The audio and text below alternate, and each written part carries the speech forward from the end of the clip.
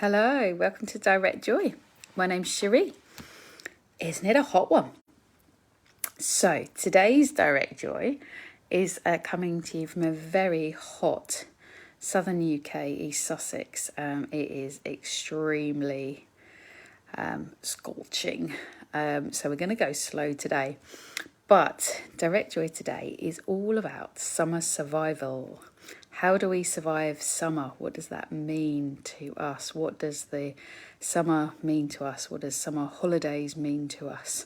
And what does that mean for our mental health? What can we do to actually help our mental health at a time where it's meant to be the best possible time for us? We're meant to have the most vitamin D, the oxytocin and the serotonin, and all of the happy hormones are happy.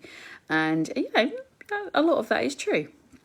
But sometimes that's not the whole picture, as we know in Direct Joy.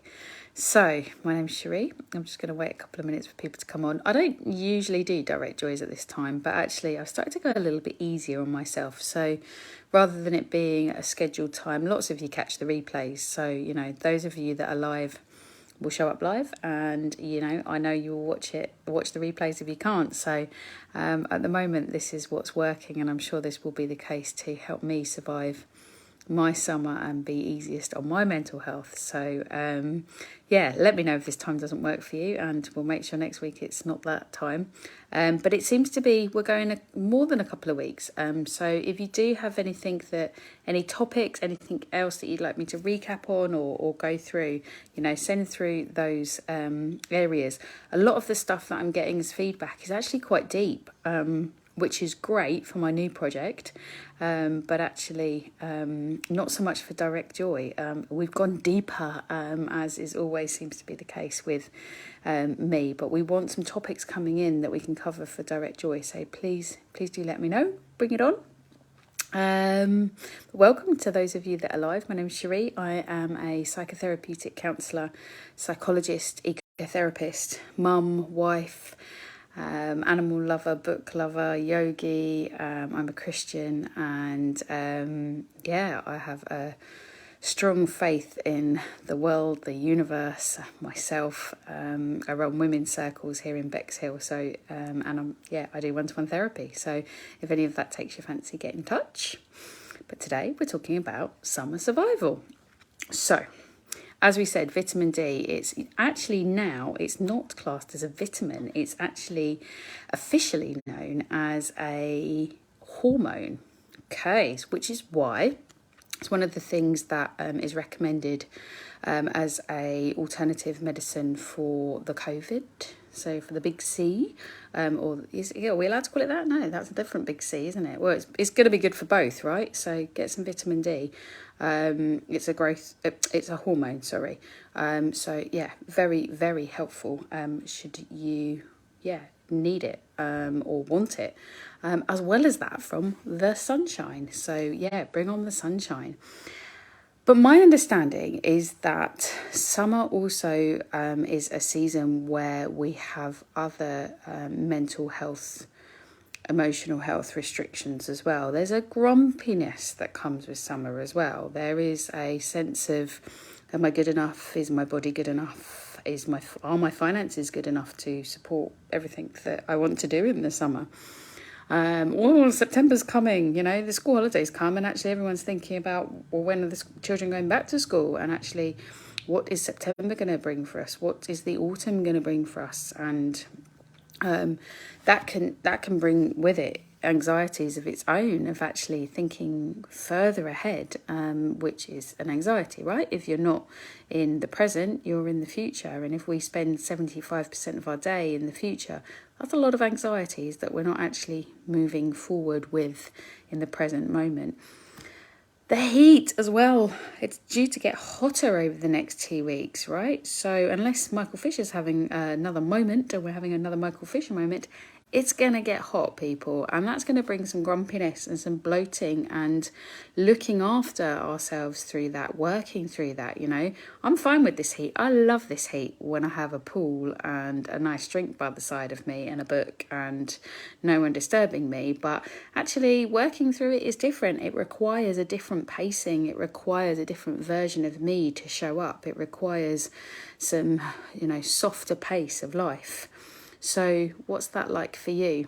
I saw this absolutely awesome Instagram reel, I think they're called, yesterday from Glennon Doyle, who I'm sure you've heard me speak about before. She's a fantastic author and speaker and motivator really, and she talks very much from life experience and she was I think it was her son had actually filmed her having a grumpy moment, and her grumpy moment involved the point of her actually turning around and saying, I have never known happiness.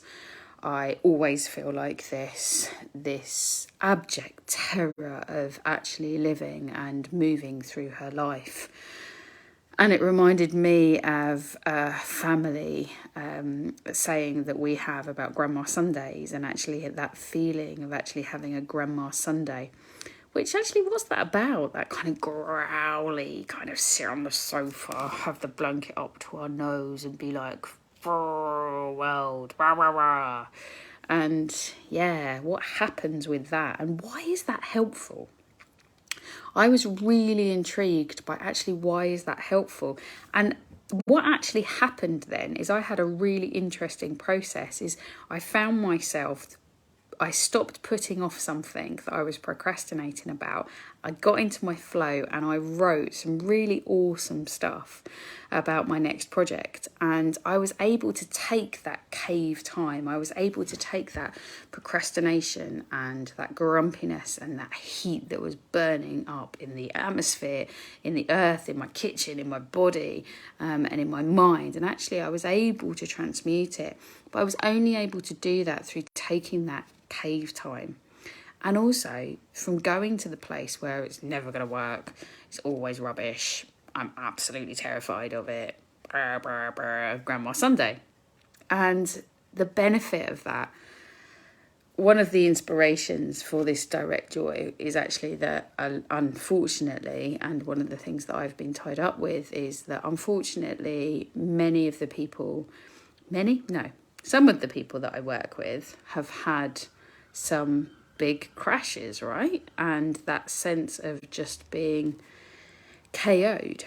I've heard of motorbike accidents, I've heard of sailing incidents, I've heard of a variety of incidents that have KO'd people, literally. Like, you know, they may or may not have been in the collision, they may have been in the collision, they may have been hurt, or maybe just the vehicle of whichever shape or form has been hurt, careers trashed. You know, we've got situations that come about in life which are crashes, metaphorically or physically speaking, and they are traumas. However, there are also opportunities for growth, because it's not what you got, it's what you do with it. And I love that saying so much. I absolutely love it, you know, and it's the same with any situation we find ourselves in. Where is the growth? Where is the invitation? It doesn't have to be a demand. It can be a gentle invitation. Where's the invitation to actually allow ourselves to say, oh, well, what is going on there? What does that mean for me? What does, you know, how important is this? And sometimes it's really important. But focusing in on what we're grateful for, focusing in on, okay, is it always like this? Have I never felt happy? Have I never felt peaceful? You know, am I in that? Is that my life? And if that is, what do I want to do about it? And if that isn't, actually, okay, well, how come I'm there? What's my emotional and mental and physical health telling me from this crash about where I want to be and the life that I want to lead? And, you know, if that's not the place that you're in now, think back to a time where you've had that, or, you know, because generally we all experience that. We are all in it together, right? You know, we don't know. A very awesome instructor that I know said to me, we don't know what's going on in other people's boats. And I don't think he realised probably that he was even talking to a psychologist, but for me that's just an absolute gem. We do not know what's going on in other people's boats, and it's really, really important, that kind of be kind movement, you know, that we needed it to be a movement. What's that about, right? Be kind, end of. Yeah, be kind to ourselves, be kind to others, be kind to our world. There, you know, what's this about if we can't just offer ourselves that? So what's getting in the way? What is that thing that actually we're abjectly terrified of? Trust Cherie to go there, right? Yeah, I said this wasn't deep, but it is a little bit. It's so hard to plan for the future, right? If you're in July the 13th, and you're thinking about what's happening on September the 5th, what's going on there, right? Really? What I do it. Why do we do that? Why are we planning for September? Well, because I want these things that I know the autumn's going to bring. And I want to see the blooms. I want there to be the yeses, but actually they're not there yet. It's okay for me to pace myself. It's okay for me to have that pacing. And I really think the summer teaches us that. It teaches us to pace. It's okay to have these visions, but it's okay for the shorter term plans too. One of the practices that I found out about, it was about 6 years ago now, was actually just before the children break up from school, what we do is we sit down as a family, and successful or not successful as it is, we all have 1 or 2 wishes that actually we want to achieve in the summer.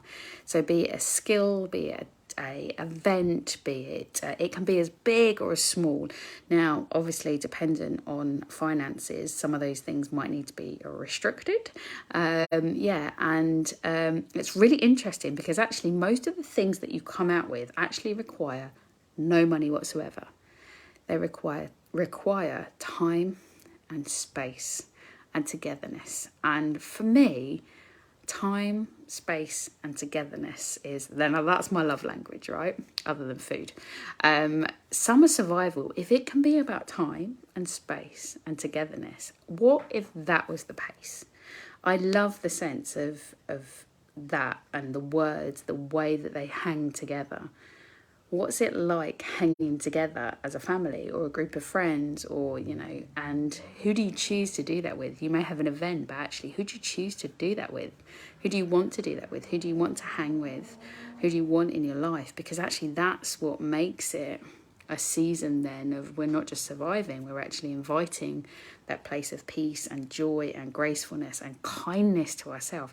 How cool is it to be kind? Like, one of the things that I've got on my list is I really, really, really want to go mackerel fishing in the season when they all start popping up.